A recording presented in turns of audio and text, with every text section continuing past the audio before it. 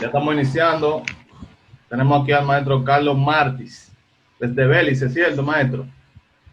Sí. Que va a estar con nosotros hablando acerca del tema de los hijos del Dios Él. Así que, maestro, usted tiene su oportunidad para iniciar. Bueno, primeramente, muy buenas noches desde este lado del mundo. Son las 10 de la noche de este lado. Y para mí es un honor compartir con ustedes esta información. Dejando claro que no vamos a tratar un tema desde el ámbito de la fe, sino desde la historia, desde la arqueología, desde la sociología y todos los días, ya que es menester que, por ejemplo, si usted es una persona de fe y se acerca a la Biblia, de una manera simple usted encontrará lo necesario para su salvación.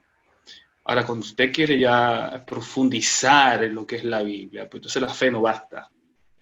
Tendrá que cambiar el creer por el saber. Porque cuando usted entonces cambia el creer por el saber, entonces ya usted no se acerca a la Biblia desde la sola cosmovisión de la fe, sino desde la plataforma del saber, que incluye lo que es la arqueología, la filología, la papirología, entre otras ciencias que estudian tanto el contexto cultural, social de la época. Ignorar estas cosas nos van a hacer perder muchas cosas que aparecen en la Biblia hebrea, que vamos a creer que son propias de Israel, cuando en verdad Israel es la suma de todos los pueblos de todos los pueblos circunvecinos de aquella época. Entonces, el tema que nos compete es los hijos del Dios Él. ¿Quién es Él? ¿Cómo influencia este Dios en toda Canaán y aún incluso en el pueblo de Israel? ¿Podemos encontrar rastros de este Dios en la Biblia hebrea? Es lo que vamos a exponer en esta noche. Y en esta tarde en el lado de República Dominicana y Estados Unidos. Bien, empezamos hablando de lo que es la mitología. Y en la mitología cananea, él era el nombre de la deidad principal, que significaba padre de todos los dioses. En los hallazgos arqueológicos siempre es encontrado al frente de las demás deidades. En todo el levante mediterráneo era denominado Il o El, al Dios Supremo, Padre de la raza humana y de todas las criaturas, incluso para el pueblo de Israel, pero con interpretaciones distintas a los cananeos. Es importante, si usted es una persona que le interesa de una manera seria el estudio de la Biblia, y no tiene acceso a estudiar los idiomas de los cuales se escribió la palabra, pues usted tiene que hacerse de materiales serios para poder comprender la Biblia, como lo dije, no solo desde la fe, sino también desde el saber. Y al final voy a recomendar algunas versiones que son excelentes en lo que son la arqueología y lo que es la crítica textual. Cuando hablamos de crítica textual, no es en el mismo contexto de la palabra que se usa en República Dominicana, de que cuando hablamos de crítica es algo malo. ¿Sí? Cuando hablamos de crítica textual es algo serio, algo académico. Entonces, los sumerios, señores, una de las cosas que nos ayuda a nosotros a comprender también el mundo de la Biblia es estudiar, señores, los sumerios, todo empieza en Sumer. Todo tiene su origen en Sumer, desde la letra, el alfabeto, la creencia, la agricultura, todo tuvo su origen en Sumer. Entonces, los sumerios tenían también un dios equivalente al de la mitología cananea, y a ese dios se le llamaba Anu. Ahora bien, este Dios todopoderoso llamado Él se denomina en hebreo, agárrese para que no se caiga, Elohim. Por eso le dije, o sea, usted lee solamente la versión al español, se pierde la esencia de los nombres, tanto de personas como de lugares. Al traducirlo en español, pierden la esencia. Por eso al final voy a recomendar una versión que, aunque esté en español, rescata el significado de los nombres, ¿sí? Bien, una forma de plural, Elohim es una forma de plural majestático o superlativo, como ocurre, por ejemplo, en Génesis 1.1, en donde se emplea dicho término, pero la conjugación verbal empleada es en tercera persona singular. En otros contextos, en cambio, cuando no es usado para denominar, se utiliza en plural y significa dioses. O sea que el término o la palabra Elohim, en plural majestático, se puede estar refiriéndose a una sola persona, pero también se puede estar refiriendo a varios dioses, porque el significado simple de la palabra es dioses. Por eso el libro de Génesis empieza Bereshit baraj Elohim, o se llama el Ibar. O sea, en el principio, dioses creó, encerrando el plural en un singular. Ok, en el uso semítico, él era el nombre especial o título de un dios particular que era distinguido de otros dioses como el dios, lo que en el sentido monoteísta sería Dios. En las tablas de Ugarit, cuando hablamos de Ugarit, hablamos de aquel puerto que estaba en lo que hoy día es Siria, ha sido uno de los hallazgos arqueológicos más enriquecedores de la historia. Ese dios primigenio figura también como el esposo de la diosa Acera, Ishtar entre los babilonios, que en la Biblia recibe el nombre de Astoret. La forma griega es Astarte, la cual es madre de todos los dioses, la esposa celestial, la reina del cielo. Ya, si quieren más información, pues en el programa pasado, Emily dio bastante detalle de esta diosa, que parece que la diosa no era fácil, porque se la asociaba con varios hombres. Era esposa de varios dioses. Bien, representaciones del dios El se ha encontrado en las ruinas de la Biblioteca Real de la civilización hebrea en el yacimiento arqueológico de Tel Mardik, Siria, que data del año 2300 antes de nuestra era. Te estoy poniendo una fecha donde todavía Israel no aparece en la historia y todavía ni se pensaba escribir la Biblia hebrea. En algún momento de la historia pudo haber sido un dios del desierto, pues un mito dice que tuvo 2 esposas y con ella y sus hijos construyó un santuario en el desierto. Él ha sido el padre de muchos dioses, 70 en total. Era un dios que no tenía mucho entretenimiento, no tenía Netflix, y bueno, tenía 70 hijos. Los hijos más importantes que se revelan como hijos de este dios Él es Baal Ramán, Hadad, Yam, Mod y Dagán, los cuales tienen atributos similares a los dioses Zeus, Poseidón o Ofión, Hades o Tánatos, entre otros. Los antiguos mitógrafos griegos identificaron a él con Cronos, el rey de los titanes. Por lo general, él se representa como un toro con o sin alas. También lo llaman Eloa, Elá. En árabe se convirtió en Alá. Por eso le dije, vuelvo y repito, no es lo mismo acercarse a la Biblia desde el creer que acercarse a la Biblia desde el saber. Bien, ¿dónde vivía este Dios El? La morada de él es una montaña de la cual fluyen dos ríos, que son las fuentes de todas las aguas vivas en el mundo. El equivalente griego de esa montaña sería el Olimpo. Puede compararse con Ezequiel 47:1, Zacarías 14:8 y Apocalipsis 22:1.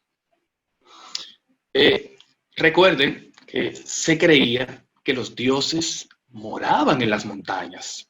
Salmo 121, David dice, alzando mis ojos a los montes, alzando mis ojos a la montaña, me pregunto, ¿de dónde vendrá mi socorro? O sea, él entiende que su socorro viene de la montaña, porque en la montaña era que habitaban los dioses. Bien, para los pueblos cananeos, él era la deidad principal, el rey, creador de todas las cosas, el juez que dictaba lo que debían hacer tanto los hombres como los dioses. Su esposa primaria fue Ashera o Acera, la madre de los dioses, representada en los santuarios cananitas con árboles ornamentados. Pero tuvo otra esposa, Anat, hermana de Hadad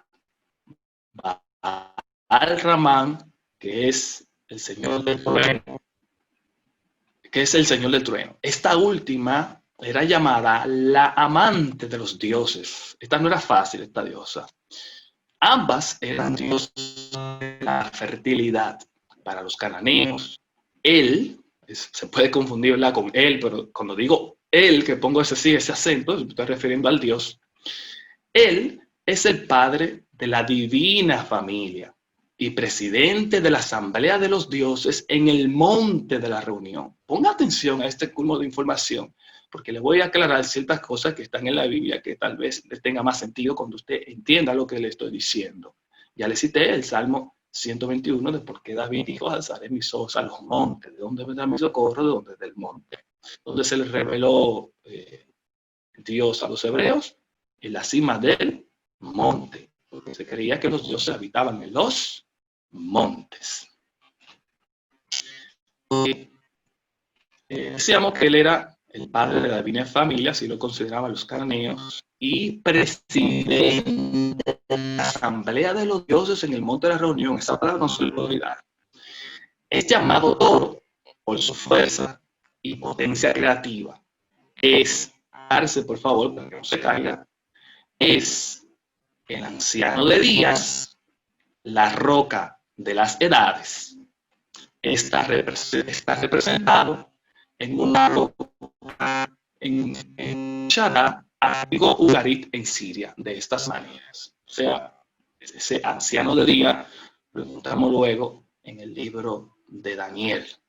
Pero también al Dios él, cuando la Biblia ni se pensaba escribir, pues ya este Dios cargaba con dicho título, y títulos también que ya he mencionado anteriormente, pues aparecen acuñados a Yahvé, y luego vamos a explicar por qué.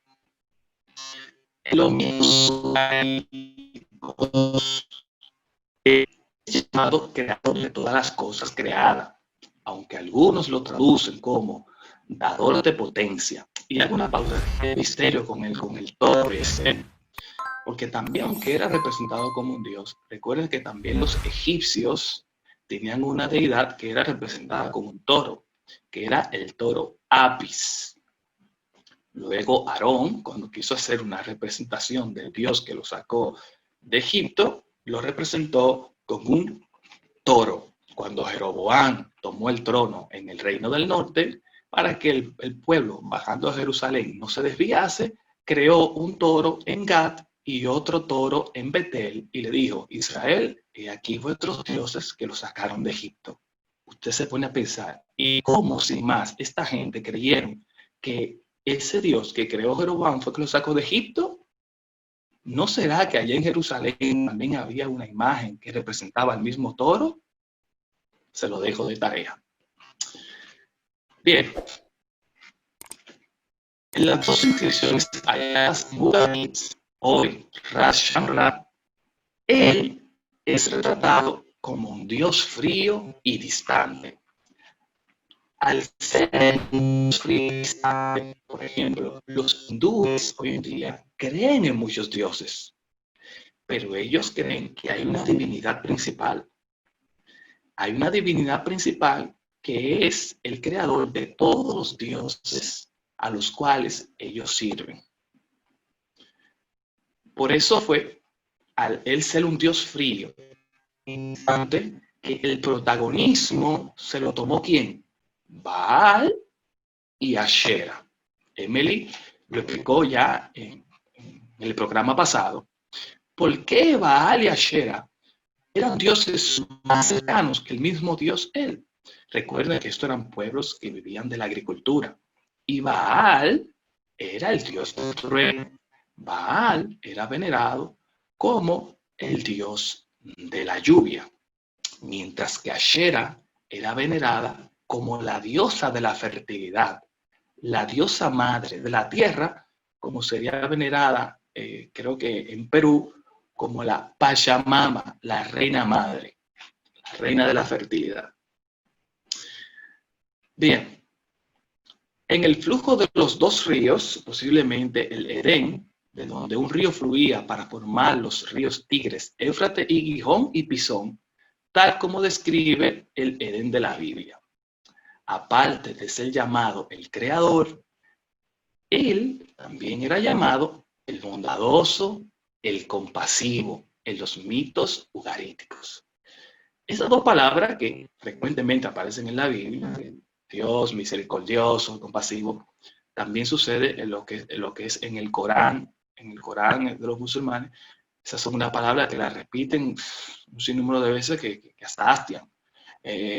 Alá, el compasivo, el misericordioso, que sus siervos demuestran lo contrario, pero bueno, es otro tema.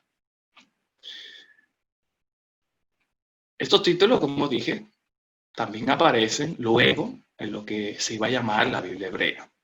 En Canaán, como era costumbre, el rey era nombrado siervo de él. De forma similar, en Israel, el rey era nombrado como siervo de Dios. David, el siervo de Dios, por poner un ejemplo. Esto describía el estatus de los reyes antiguos como ejecutores de la voluntad divina. Y este título era visto como un privilegio. En los tiempos de allá, de Canaán, Israel, los hijos de él significaban los dueños de los ganados, adoradores del dios Thor, él. Y las hijas de Adán significarían las mujeres de Adama, la tierra, el suelo. Adama era una diosa de la agricultura. Las hijas de Adama eran notorias por sus orgías, prostitución ritual, obviamente. En aquellos tiempos era común que hubiesen sacerdotisas sexuales que sirviesen en los templos. Es posible que de aquí venga la historia de él seduciendo a dos mujeres mortales y estas dándole hijos semidioses llamados Shalem, que significa perfecto, y Shahara, que significa amanecer. Esto era normal aún hasta entre los dioses egipcios. Tenemos a Zeus, como fue que fecundó a una mujer y ahí nació Perseus. O sea que esto luego también, lo que fue la mitología griega, era algo muy normal. Personas que eran engendrados por los dioses, semidioses, etc. O sea que no era algo nuevo. Esta mitología cananea se introdujo en las creencias del pueblo de Israel. La Biblia muestra ese sincretismo en muchos pasajes, por ejemplo, la concepción de Yahvé como el presidente de la corte de los dioses. Israel, recordemos que Canaán estaba compuesta por un sinnúmero de ciudades-estados. Ciudades-estados, y entre uno de ellos estaba lo que se conoce como Israel. Era un pueblo nómada, obviamente, que luego, producto de ciertas cosas que sucedieron de la guerra y eso, pues al final se quedaron todos los habitantes con dicho nombre. Eso lo puedo explicar más adelante, pero no es desde un principio tal y como se narra, sino que Israel era un grupo de los que pertenecían a las ciudades-estados en Canaán, y por ende no es sorpresa de que ellos fueran influenciados por todo lo que se movía allí. Entonces, había muchos textos, habían poemas al dios El, que luego lo vemos incorporados en los salmos, que se lo adjudican luego a David. Y era normal, o sea, era normal. En el asunto, por ejemplo, ponemos el diluvio. O sea, cuando tú te acercas a la Biblia, solamente esto de la Biblia, a partir de la Biblia, vas a leer el diluvio con el arca de Noé. ¡Qué lindo! Porque tú no sabes que cuando ni se pensaba escribir el relato de Noé, ya habían unos escritos en tablillas de arcilla, en Ugarit, que también narraban un diluvio. Y narraban de una arca que era redonda. Y luego los babilonios copiaron de este diluvio ugarítico y crearon su propio Noé, por decirlo así, y como malinterpretaron la forma del arca en el texto ugarítico, hicieron una arca cuadrada. O sea, no que hicieron, sino que plasmaron en su texto cuneiforme una arca cuadrada. Y luego entonces aparece la misma historia, siglos después, en la Biblia. Entonces, ¿qué le digo? ¿Por qué sucedían eso? Todo comienza en Sumer. Eran pueblos que se iban expandiendo. Según se iban expandiendo, cada quien iba contando su historia de sus ancestros. Eran tradiciones orales que pasaban de boca en boca, de generación en generación. Supongo que lo tengamos en cuenta. Y obviamente, como eran tradiciones orales que pasaban de generación en generación, pues ciertas cosas se modificaban. Ciertas cosas se modificaban. Entonces, así como estas características que hasta ahora he mencionado sobre el Dios Él, luego en los escritos de la Biblia tratan, cuando están redactando la misma, de sustituir a Yahvé por Él y darle aquellos atributos que tenía Él a Yahvé. Recordemos que la escritura en Canaán tiene su origen alrededor del siglo VIII. Hasta antes del siglo VIII, ahí no existía la escritura. Era gente analfabeta. Por eso es que lo que se empieza a narrar de la Biblia es el libro del Deuteronomio a partir del siglo VII o siglo VII y medio, cuando encuentran el libro de la ley en el templo. O sea, fueron donde el sacerdote, mira, hemos encontrado el libro de la ley, que llegó, el libro que encontraron, según las reformas que hace Josías, pues era una copia de lo que se llama el Deuteronomio, alrededor del siglo VII. Ahora bien, seguimos diciendo que Yahvé, luego esa concesión llegó a los israelitas. Yahvé fue presentado como presidente de la corte de los dioses o la divina asamblea, que se le llamaba los Bene El, los hijos del dios El. También es para referirse a la divina familia de Él. Entonces, vamos a ver de un pronto lo que es el Deuteronomio capítulo 32. Obviamente, yo no estoy usando Reina Valera, sino que estoy usando la Sagrada Biblia, Cantera Iglesia, que es excelente para lo que es la crítica textual.